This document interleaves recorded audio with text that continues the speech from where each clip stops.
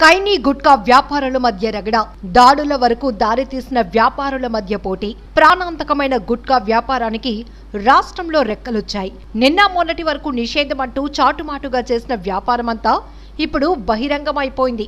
దీంతో గుట్కాసురులు యథేచ్ఛగా గుట్కా విక్రయాలకు తెరలేపారు.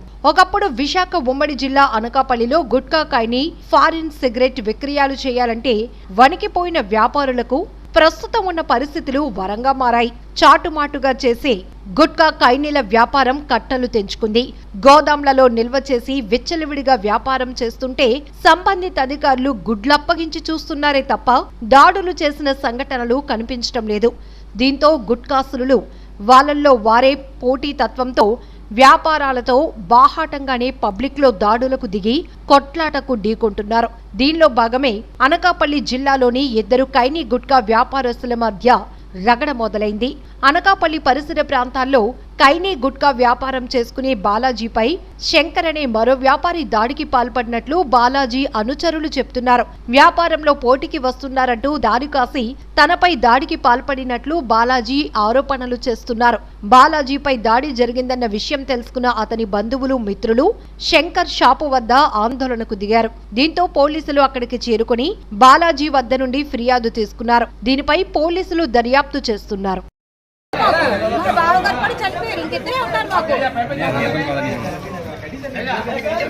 రక్షణ కల్పించాలి మాకు మాత్రం.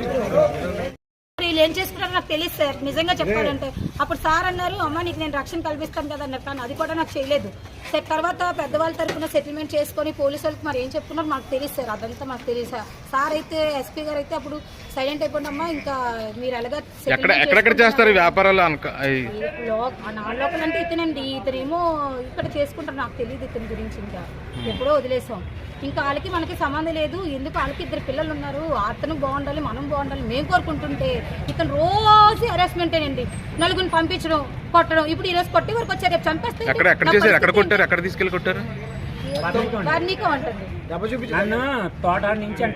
వెంటాడి మొన్న మా ఇంటి దగ్గర కూడా మనుషులు, ఇప్పుడు మేము బండి తీసుకుని మా ఇంటి దగ్గర కూడా 4 మనుషులు కాపలా పెడుతున్నారండి. ఆ అబ్బాయి ఫోన్ కూడా లాగిస్తున్నారు. చాలా టార్చర్లు.